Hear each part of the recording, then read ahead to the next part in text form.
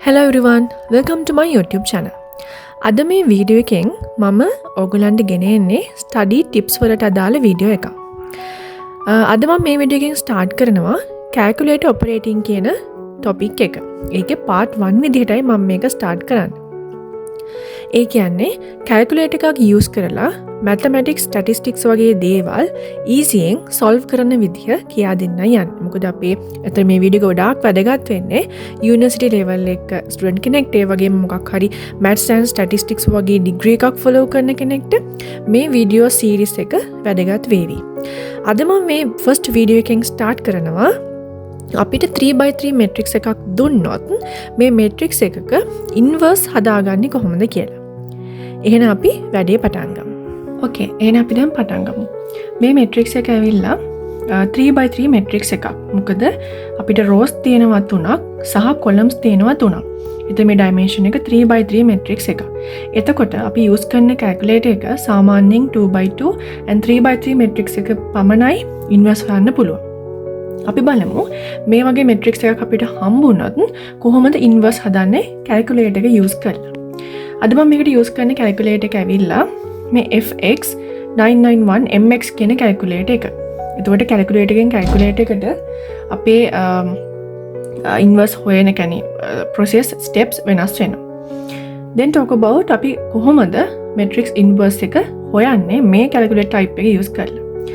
මුලින්ම calculator එකක් use කරන කලින් මතක තියාගන්න calculator එක clear කරගන්න ඕනේ. මොකද සමහර අපි කලින් run කරපු codes තියෙන්න පුළුවන්. ඒ කියන්නේ අපි ගත්ත equations calculations තියෙන්න පුළුවන්. ඒ නිසා අපි ඒවා clean කරගත්තොත් තමයි අපිට best result එකක් ගන්න පුළුවන් වෙන්නේ. ඒකට අපි කරන්නේ මෙන්න මේ calculator එකේ shift button එකත් එක්ක mode button එක press කරන්න ඕනේ. shift mode. මේ display එකේ all කියන button එක press කරනවා 3. මේ වෙනවා reset all කියලා.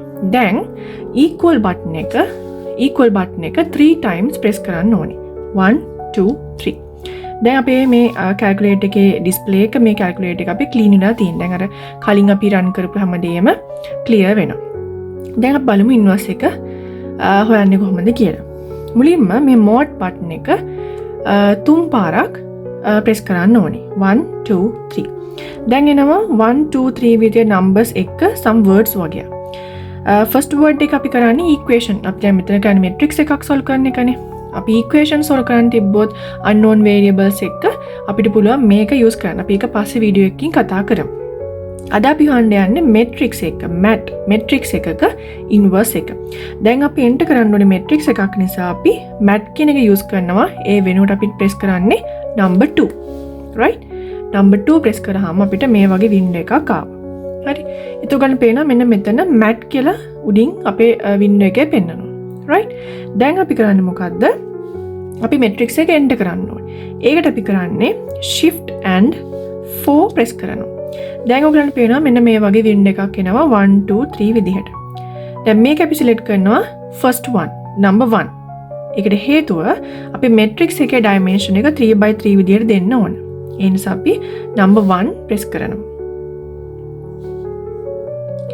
එතකොට අපිට එනවා ABC කියලා matrix 3ක්. ඒකේ අපිට මේ කැමති එකක් තෝරන්න පුළුවන්.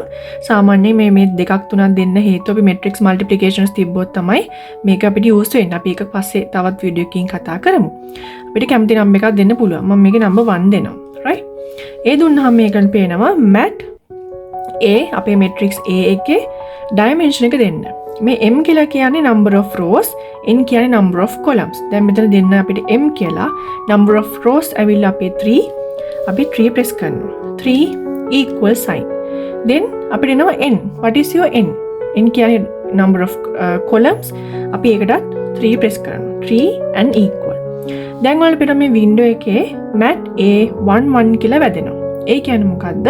අපේ matrix එකේ first row එකේ first column එකේ element එක number 2. අපි දැන් මේකෙන් අපි number 2 press කරලා equal sign එක දෙන්න ඕනේ. එතකොට බලන්න එනවා mat 1 2. ඒ කියන්නේ first row එකේ second column element එක 0. ওই විදිහට අපි row by row data enter කරගෙන යනවා. මොනම enter කරගෙන යනවා right?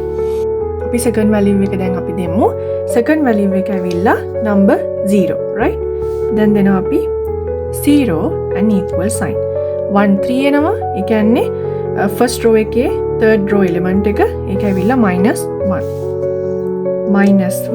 equal then next value එක ඇවිල්ලා මොකද්ද 5 එතකොට 5 equal 1 equal 0 equal දැන් අපි last row එක end කරන්න එතකොට 0 0 equal next value එක 1 equal and 3 equal ඔය විදිහට අපි මේ හැම value එකම end කරාම නැවත window එකේ mat A11 මේ විදිහට එන්න ඕන අපි හරියටම end කරාට පස්සේ දැන් කරන්නේ මොකද්ද නැවත සැරයක් මේක මෙන්න මේ window එක ආවට පස්සේ මේ ඔයගොල්ලෝ පේනවා ඇති mat A11 එක ඇවිල්ලා number 2 ඒ කියන්නේ matrix A එකේ first row එකේ first column element එක number 2 ඕක ආවට පස්සේ අපි කරන්නේ නැවත shift and 4 press කරනවා. එතකොට මෙන්න මේ වගේ screen එකක් එනවා. දැන් අපි press කරන්නේ නැවත mat කියන option එක number 3. දැන් මේකෙන් අපි number 3 දුන්නාම මේ වගේ window එකක් එනවා. මේකෙත් අපිට කැම එකක් දාන්න පුළුවන්. මම මේකේ number 1 press කරනවා. ඊට පස්සේ ඔයගොල්ලෝ මෙන්න මේ වගේ window එකක් එනවා. දැන් අපි හොයන්නේ මොකද්ද matrix inverse නේ. ඒකට අපි කරන්නේ ඔයගොල්ලෝ පේනවා මෙතන inverse option එකක් තියෙනවා.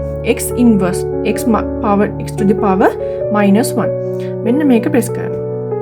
ඊට පස්සේ අපි equal sign එක දුන්නා මේ වගේ ගොඩක් දුරට syntax error කියලා වදින නැත්නම් කෙලින්ම answer දෙන අවස්ථාවක් තියෙනවා.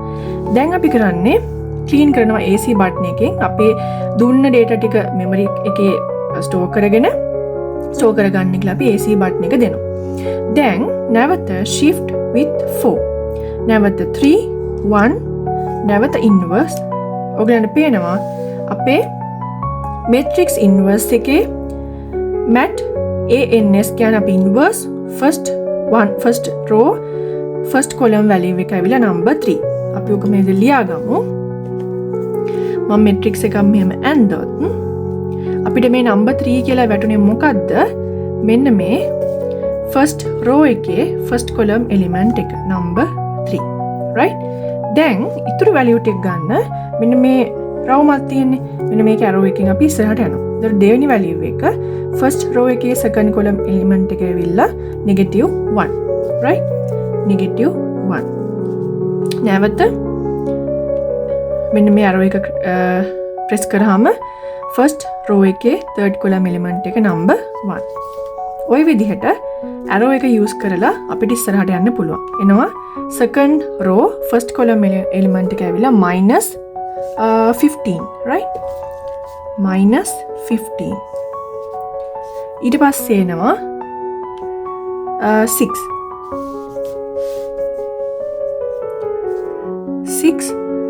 ඊට පස්සේ එනවා -5 next එනවා 5 next එනවා -2 next එනවා 2 ඔන්න ඔය විදිහට අපිට matrix inverse එක හොයන්න පුළුවන් අපේ දෙන ඕනම 3x3 matrix එකක ඔය step ටික use කරලා.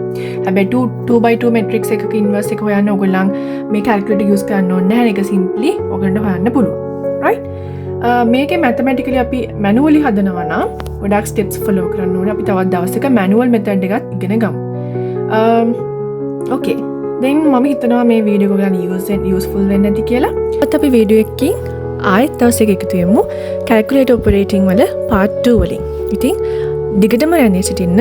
ඉතින් subscribe කරලා bell icon එක press කරලා touch එකේ ඉන්න second video එක මම ළඟදීම upload කරන්න.